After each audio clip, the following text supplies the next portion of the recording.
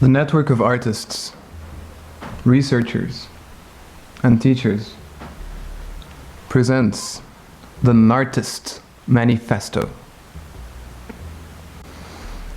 In the spirit of eclecticism, I choose to label myself a transdisciplinary Nartist, occasionally abbreviated as trans-Nartist, because the word artist is too generic and the term fine arts is hardly used and often confusing. Let us define those words. And according to the Merriam-Webster dictionary, art is the conscious use of skill and creative imagination, especially in the production of aesthetic objects, also works so produced. Here's my variation on the former definition, but I attempt to define what an artist is and does. An artist is someone who consciously and unconsciously uses his and her skills, or her skills and creative imagination, i.e. talent, in the creation of tangible and or intangible aesthetic objects, environments, or experiences that can be shared with others, and which can appeal to the body, mind, heart, and or spirit. Fine art, according to the Merriam-Webster dictionary again, is any art as painting, sculpture, or music concerned primarily with the creation of beautiful objects, usually used in plural. So the question becomes, what is beauty? I choose to be a non-artist or an artist because I reject the pretentiousness, materialism, and meaninglessness of the art world today with all its postmodernistic and postmodernistic ideals, or lack thereof. Instead, I choose to embrace a more neo-remodernist approach. I am attempting to formalize my inner process here, and these guidelines are in no way dogmatic. Disclaimer: a lot of the ideas presented herein are not new. Novelty is not the point here.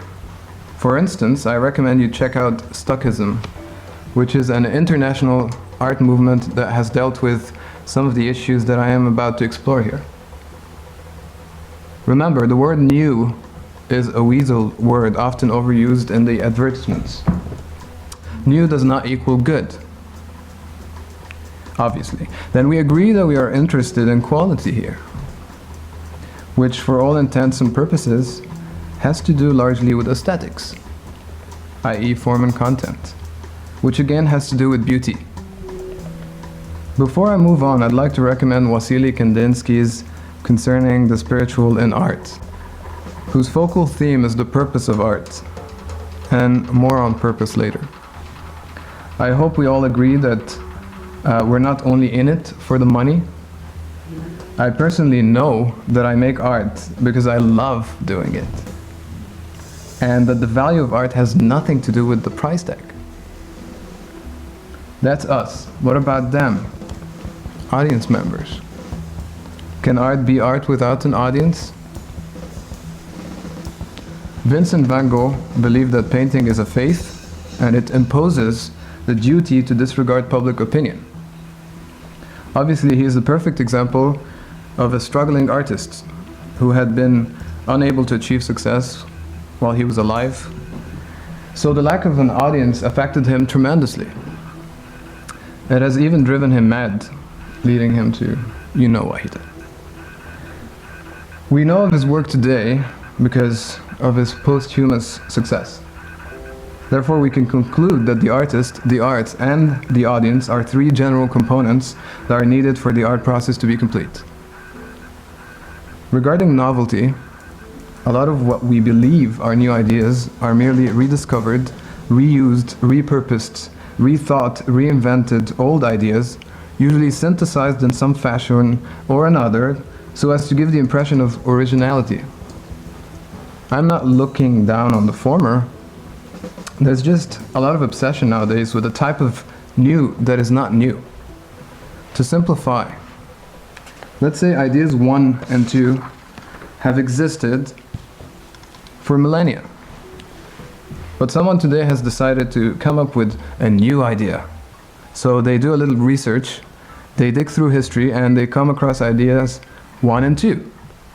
Eureka! They add up ideas 1 and 2 together, and what they come up with is idea 3. Call it evolution, civilization, what have you. It's a process, and we build upon what the people who came before us said and did. Nothing comes out of the blue, or you can say we're standing on the shoulders of giants. We all have our influences, and some of us admit them formally, through citations and references, or informally through homages. But some of us, unfortunately, do not admit our influences, and want to even dishonestly claim credit for works of others, also known as plagiarism. What are we as Nartists, in the most idealistic sense, but the products of our muses, heroes, role models, mentors, etc.? The variable here is the combination of influences that have affected us, which produces the constant of our uniqueness. I suppose new ideas, which are also excellent, do exist if one thinks outside the box. It is also healthy of us to transcend our thoughts through meditation, for example, to embrace the physical, the emotional, and the spiritual too. More on that later. I'm not an artist or a fartist. A fartist is an expert at farting, also known as a pretentious person. The artsy-fartsy type. By using the word transdisciplinary, I acknowledge the healthy paradox in things. Therefore, I choose an integral, holistic approach, rendering N.A.R.T as a syncretic whole, a practice in synthesis, the result of the merger between thesis and antithesis, embracing the binary nature in things, the law of contrasts, and recognizing the balance between Western rationalism and Eastern philosophy, science and spirituality, intuition or creativity and logic, right brain and left brain, masculine and feminine, 1 and 0, etc. N.A.R.T is both spaceless and timeless. It is universal, always here and now. The present is the only reality that exists. But what is reality? We can think about the past and the future, but we can only live in the present. That is our authentic experience of what we call reality. A quote from Kung Fu Panda comes in handy here. The past is history, the future is a mystery, and today is a gift. That's why we call it the present. Oh. The present. A non-linear approach to time can help us be more present in the moment if we are to view time vertically as opposed to horizontally. Unquestionably, a horizontal view of time is important when dealing with deadlines. Still, deadlines are imaginary lines in the realm of the abstract, and how we deal with them depends on us to a large degree. We perceive almost everything in this three-dimensional reality called life through our 5 senses. This perception is then filtered through our brains. In essence, it's an electrochemical process, no different from living, let's say, in a virtual world. The Hindus were accurate when they called this world Maya, or illusion.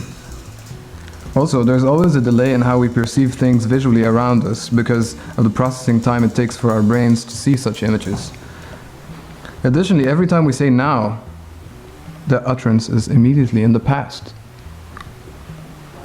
It is clear then that our everyday perception of reality is limited, especially when we know scientifically that higher dimensions do exist, that we can perceive of. N.A.R.T transcends, which means includes and goes beyond, the 5 senses into the realm of the mysterious, through mysticism, extrasensory perception, etc. If you feel uncomfortable regarding this, I simply ask you to be at least open-minded. Are we to believe that human beings are the only sentient beings in the entire universe? Honestly, the chances of that, in my opinion, are extremely minute, given that 15% of star systems in the Milky Way that host planets in a similar way to our own solar system, according to a recent research by astronomer Scott Gowdy, 15% in the Milky Way means a few 100 million star systems.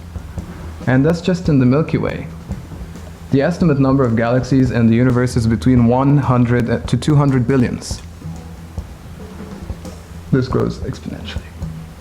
This gives us a sense of how small we are. It almost makes everything seem irrelevant, doesn't it? Who are you and why are you here? The oracle at Delphi would have asked if we were truth seekers in ancient Greece. All of this is related to N.A.R.T because everything is connected and everything is consciousness. As Nartists, we are not isolated from reality. We are human beings first and Nartists second. One of our priorities is to live life to the fullest and then to articulate our experiences, thoughts, feelings, instincts, etc. through works of N.A.R.T. Let me throw some thought-provoking statistics at you. Modern physics tells us that the universe is roughly 70% dark energy, 25% of which is dark matter. And everything we know as human beings so far constitutes 5% of this big picture. We understand about 10% of how our brain functions. The myth is that we say we use 10% of our brain, but the actual meaning is we understand 5% of our brain, of how our brain functions. On average, 57% of our total body weight is water. Water in the form of oceans covers 71% of the Earth's surface. How are these statistics related? You may ask. I would answer that it shows us how little we know, but also that intuitively all organisms and their inorganic surroundings on Earth are closely integrated to form a single and self-regulating complex system, maintaining the conditions for life on the planet. This is known as the Gaia theory. The Nartist draws heavily from the collective unconscious. The disciplinary is that which relates to discipline and practice. Practice relates to skill and discipline. Practice relates to skill and discipline relates to persistence. Both result from hard work.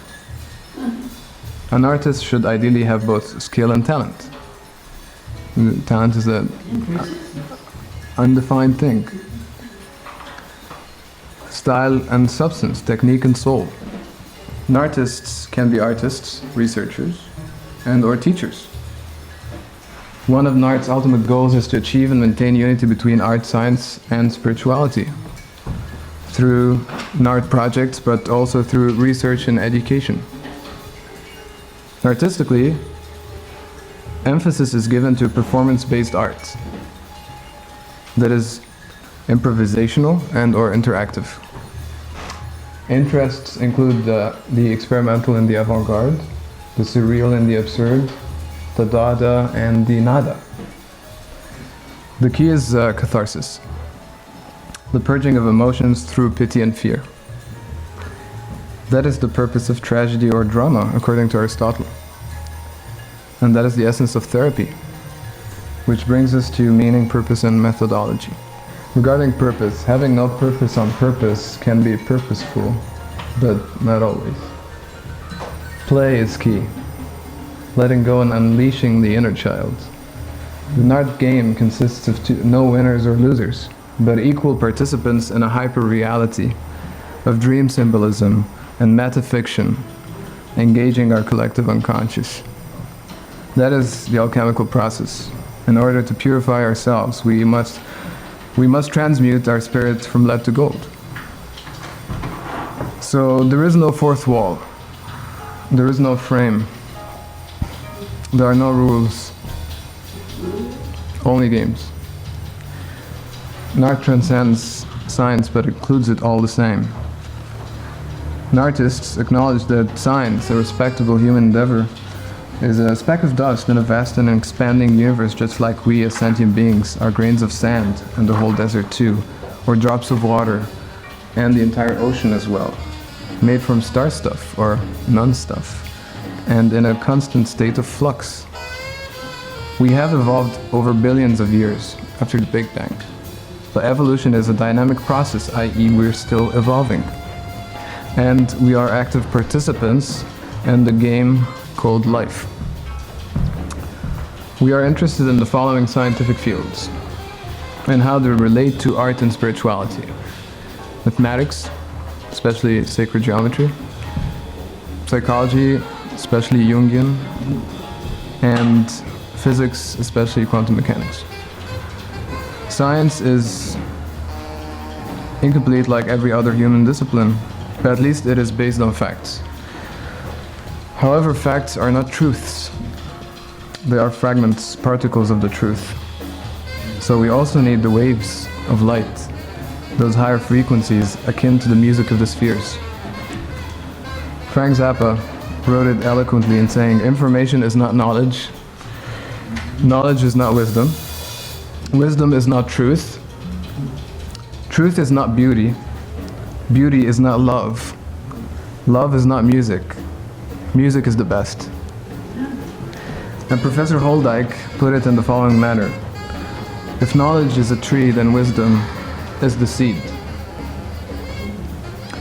We need science to help us understand the world around us, but most importantly, to help us understand ourselves, or our inner world.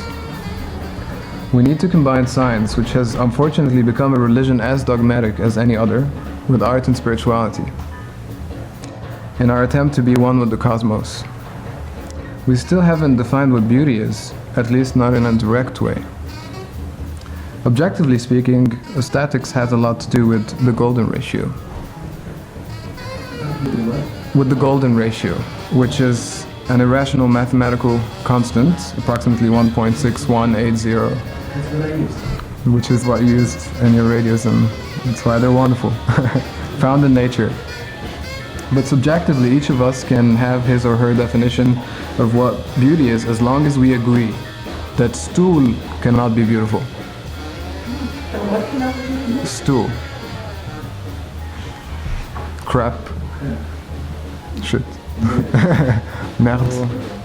Nartists admire fact as much as fiction, which answers your question. And synchronistically use both.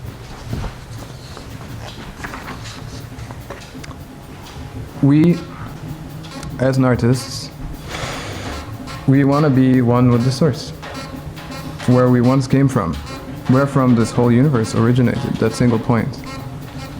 We know that we are spirits on a journey, inhabiting these mortal bodies in this three-dimensional reality. Our physical bodies are merely suits, but they were given to us for a certain amount of time because we are here for a reason. Nothing is random in this multiverse. Things may seem random at first, but they're not. There is a higher purpose for each one of us, and we must find what that purpose is for ourselves. So, paradoxically, we all seem unique on the outside, yet we're all the same on the inside. In essence, because we're all connected and we're all one. We're not just drops of water in the ocean, we are the mighty ocean in the drop, as Rumi put it. We need to free ourselves from religion, politics, economics, and other such worldly prisons of the mind. Technology in this digital age can be and has been useful, if and when used ethically. We do not own this planet. We do not own its resources, and we do not even own ourselves. Did we choose to be born?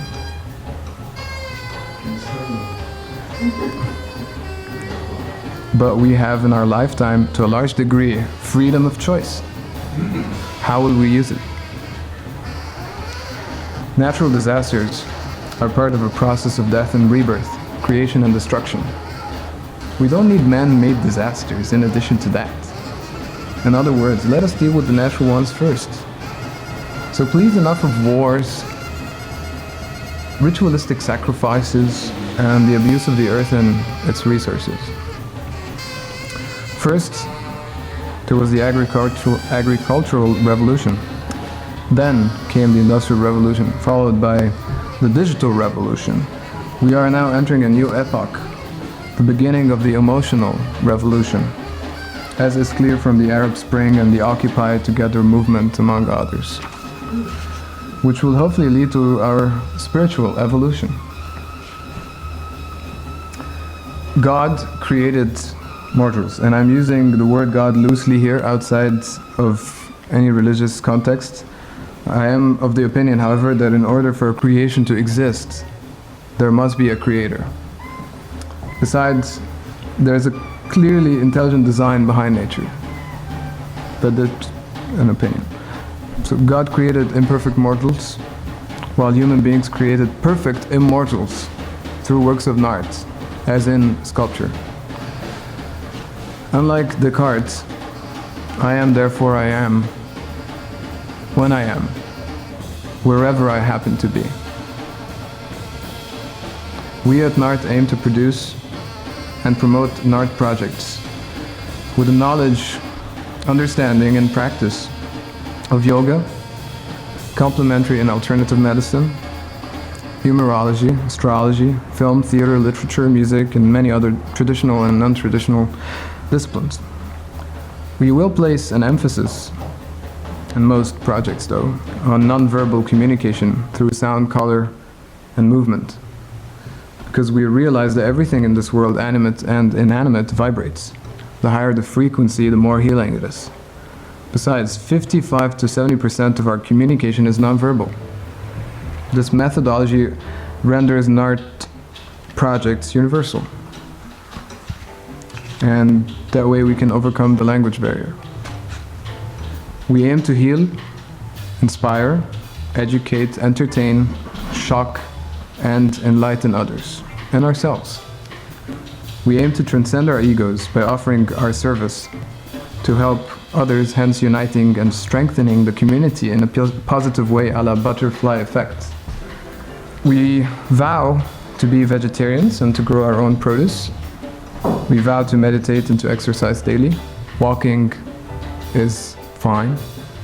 We vow to be aware of our thoughts and actions as much as we can, also known as mindfulness.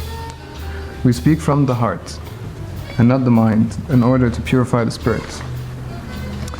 We wish to unite with our twin flame or significant other. We wish to befriend our soulmates, lest we all one day return to our soul cloud of origin and ultimately to our source. We acknowledge the existence of extraterrestrials, good and bad, here on Earth and beyond. We are aware that achieving peace on Earth will be very hard, yet not impossible, because Gaia is on the first of 9 planes, and because we live in a world of contrasts, i.e., in order for peace to exist, there must be war, but war and peace can be within. As Nartists, we do not live in a bubble. We are active human beings, consciously taking part in this world in a myriad of ways. We encourage activism, but we condemn violent action. It is essential for me, as an artist, to spread awareness and to share with you what I recognize to be true. We are for sustainability and the use of clean and renewable energy such as solar, wind, tidal, and thermal energy, which we have an abundance of in nature, but which is not profitable to the rulers of the world, the CEOs of multinational corporations, the royal bloodlines, and the hidden networks through which they manipulate. We are for a resource-based economy, as opposed to the current outmoded monetary system, which was inherently designed to fail through stock market crashes and great depressions, making profit only for the rich 1% over and over and over again. We believe that education should be free and open to all. We gladly offer our knowledge to interested individuals and groups in a participatory style workshop format. We love teaching because we love learning. We are open to learn from all sorts of ancient spiritual traditions and contemporary scientific findings that are insightful. We love our enemies, not only our neighbors. And we wholeheartedly welcome any constructive criticism that can help us improve, like the shit example. I got trouble with that yesterday because I was talking about friend. Human equality is unquestionable. One of our goals as Nartists, and we did that through the exercise in the beginning, is to reconnect with our inner child. I don't know if I qualify for it. I think you do. If you signed up in the sign-up sheet, then you qualify.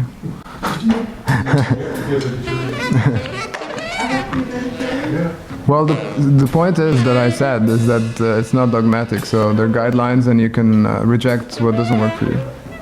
So it's very loose.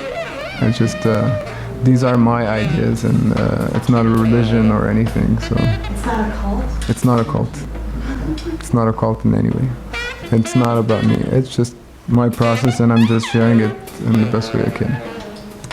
One of our goals as Nartists is to reconnect with our inner child, just like Antoine de Saint-Exupéry did in The Little Prince. And how many of you like that book? The Little Prince. Yeah. Which is an important connection that one loses when growing old. One of the negative side effects of cultural and social conditioning. Growing up means acknowledging your inner child. And play is an extremely important component of that. That's why we did the game in the beginning. We all have the same basic needs. We want to be cared for. We want food, water, shelter, security, etc. A newly born baby that is not touched or noticed for after birth dies. Hence, our survival depends partially on physical touch and psychological support. So, big part. A true artist is a student, and eventually master of the art of living, which is the enjoyment of the mundane, like washing the dishes, cooking, gardening, or cleaning yourself, etc., as well as the experience of the divine through prayer, meditation, fasting, whatever your method is. As beings of light, we are aware of the negative conspiracy theories that exist in our world today. And we know that our strongest weapon against those who want to control us through fear is to spread love through awareness and action. That's it. Thank you very much for listening. That was it. If you have any questions, feel free.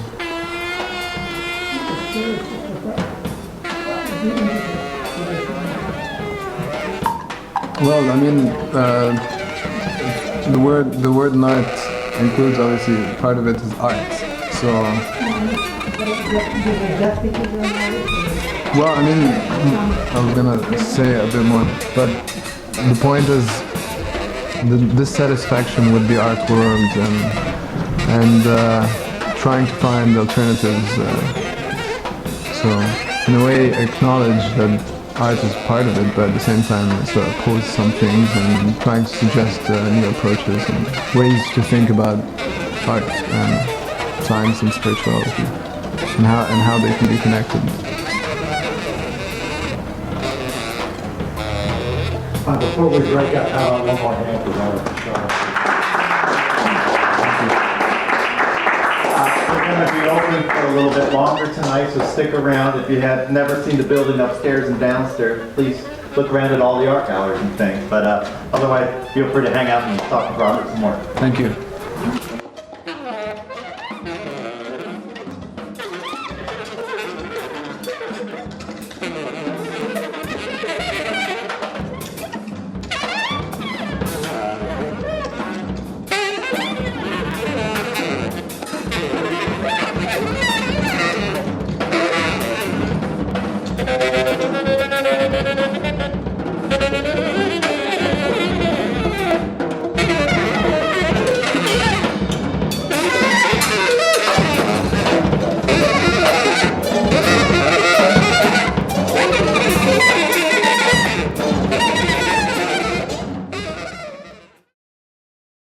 Good evening, everybody. My name is Jason Pettis. I'm the literary events coordinator here at SHOP. Thanks for coming out to the show tonight. We're doing shows all the time here and all kinds of different media as well. If you've never been by, come by our website. It's southsidehub.org. And you can find out all the latest, and we have a pretty good calendar of everything going on there.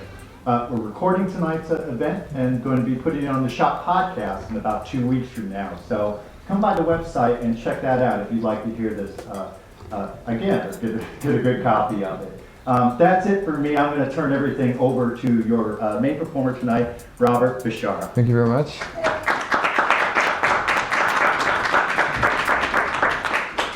Thank you.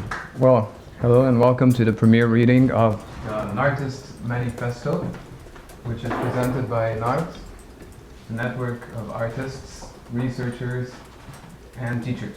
Thank you all for coming, and I appreciate it very much. I'd like to thank Laura, who is one of the people behind SHOP, and of course Jason, who is the head of the literary aspect of all the programs they have here.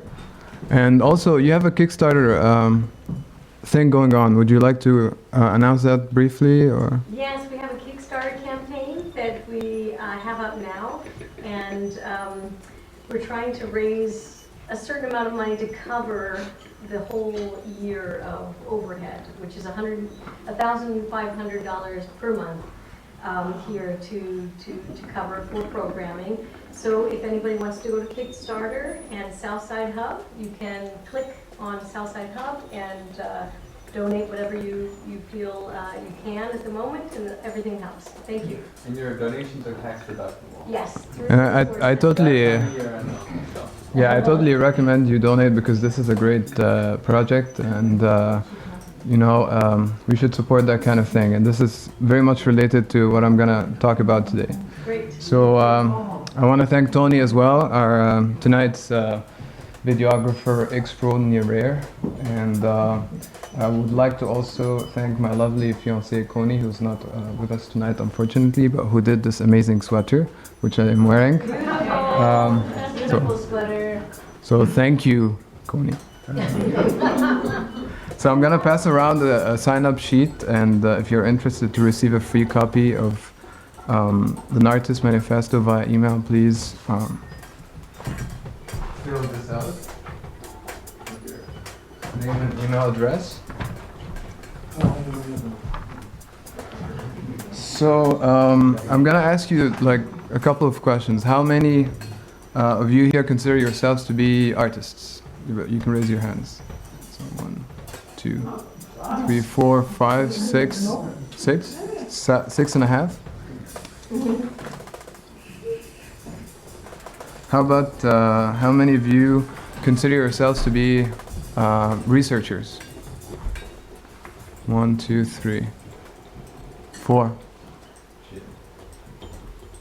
What was the one I missed? Artists. Yes. 1, 7.5.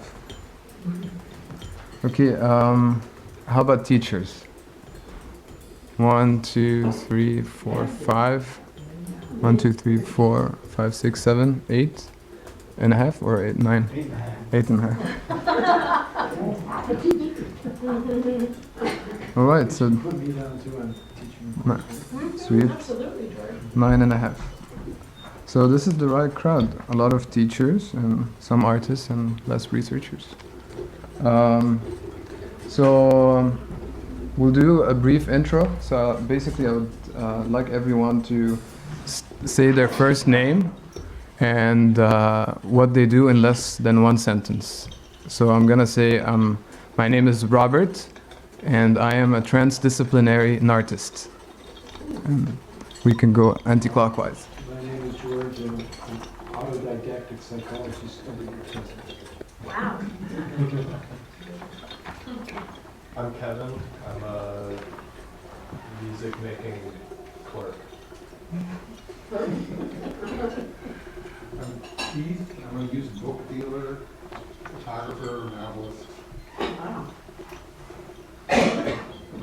I'm Justin, composer, audio engineer, organic produce grocer extraordinaire. What's up, happening? Sure. My name is Jacob Fulkenstein. I am transitioning from being a student into I'm not sure what. I'm Wilma. I take care of sick people in my park in emergencies. Wonderful. I'm Karen, and, man, I probably do too many things to put in a sentence, so I always get in trouble for saying too much, so I'll just leave it at that. I'm back. I'm a greengrocer. A what? A greengrocer. A greengrocer, that's Yeah. what I thought. Oh, my ears are going.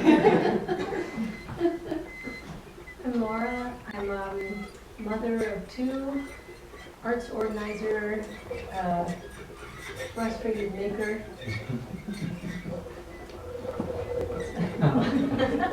I'm Robin. I'm a primarily curator, student art administrator. I'm Veronica. I'm a learner engineer by education and traveler by choice. I'm Eric. I'm a arts organizer and sculptor.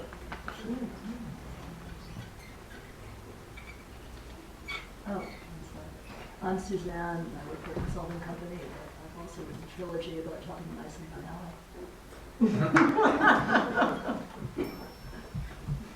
I'm Gwen. I do research by day, but I'm a 6'9" volleyball player at heart. I'm Pat, I'm a student, and I'm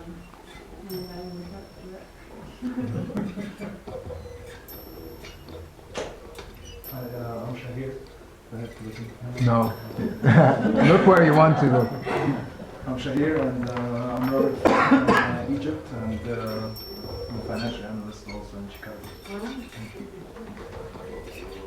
I'm Bobby, a part-time bookseller, part-time traveler, and part-time amateur actor. Wow.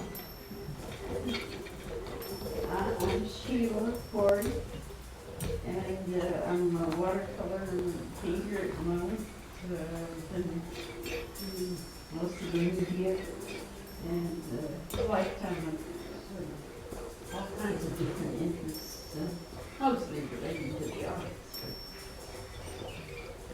It's all the scenery, all kinds of different things.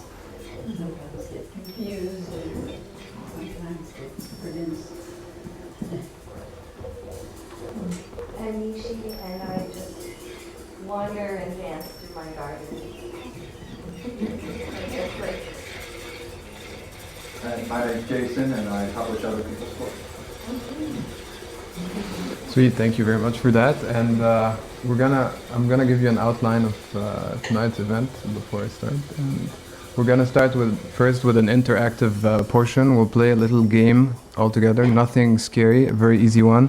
And so if you're drinking something or you're holding something, I would say put it next to you or somewhere. And after that, we'll do like a 2-minute meditation, something brief. Then I'll read the strange document which I wrote, and after that we can have Q&As if you are interested in that. So for the game, I'd like everyone to stand up. And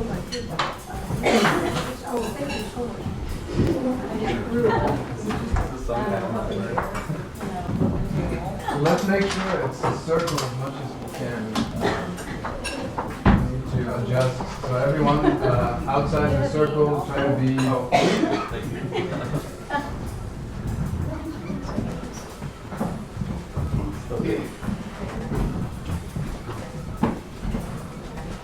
You can all join us in part of the circle. Make space.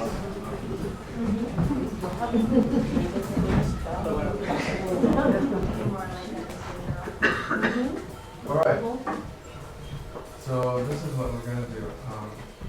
we're going to look at someone, I can start this, and we're going to say you. And we'll imagine that we're throwing energy at that person, and then the person will choose someone else, do the same. The rule is that it will sort of increase in terms of volume and speed. So there's a crescendo, and then when it reaches sort of the climax, from there we start sort of almost lip syncing. We don't say anything, we just throw the energy until it's just the eyes. And throw the energy without saying anything. So, any questions? Yeah. No? Alright, you ready? You! You. You. You. You. You. You. You. Yep. You. You. You. You. You. You. You. You. You. And the energy has to go up and the speed as well. So we have to make it. Going down. No, we're taking it. No, we're going. then we went down. No, it should go to the maximum. It can recycle. You. Yeah. You. You. You. You. You. You. You. You. You. You. You. You. You. You. You. You. You. You.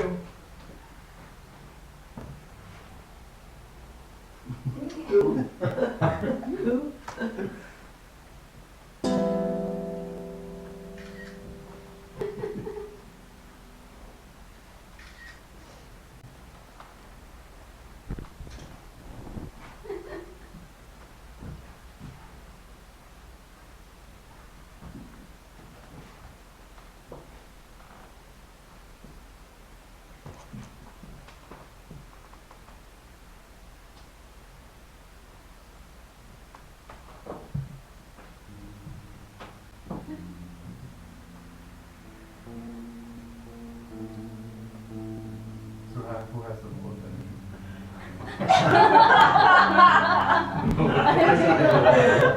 I saw two on. I have, but I don't know if it was given to me. Cool. That was it. Thank you. Let's sit down.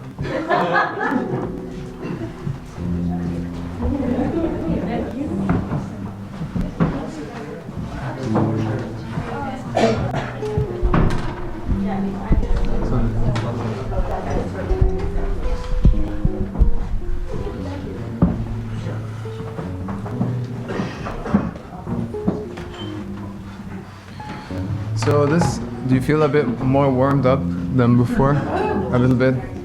So we're gonna do sort of a very brief meditation, sort of to get us in the mood, to get us focused, and then we're gonna start. So I'm gonna ask everyone to please close your eyes and sit down if you can.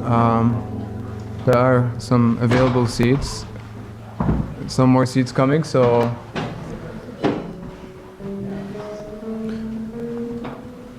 let's all close our eyes and try to adjust your the way you're sitting to be more comfortable in your seat. So you can adjust and make sure that your back is straight, and you can have your hands on your thighs in a relaxed position, sort of open. At this point, what I want you to do is sort of be aware of your breathing. Inhale through your nose and exhale through your mouth.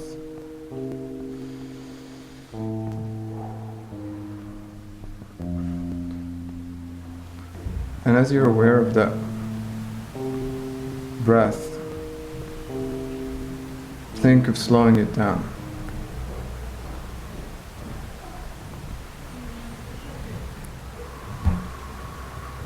Just focus on breathing.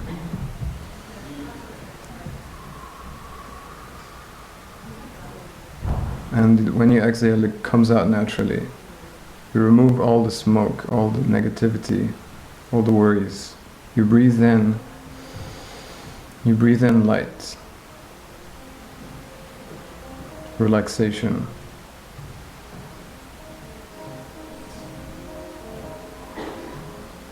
Now, imagine that you're going through your bodies with your mind, and we start with the toes, and just feel how relaxed they are.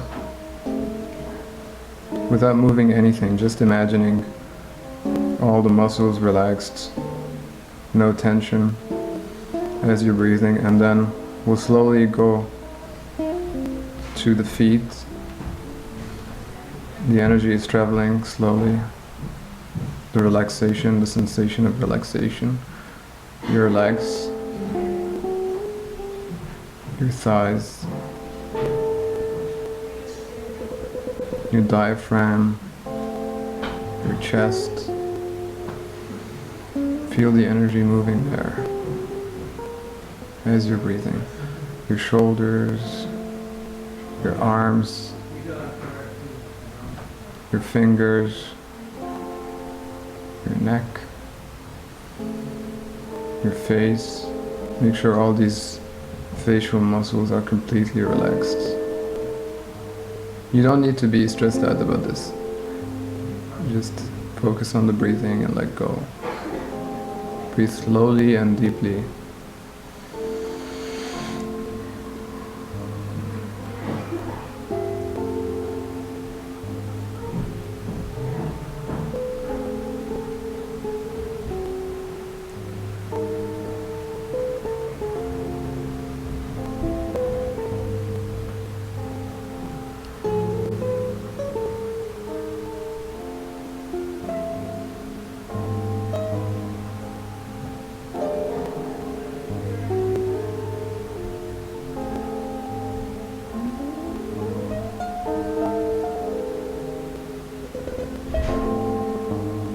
Now very slowly you can open your eyes.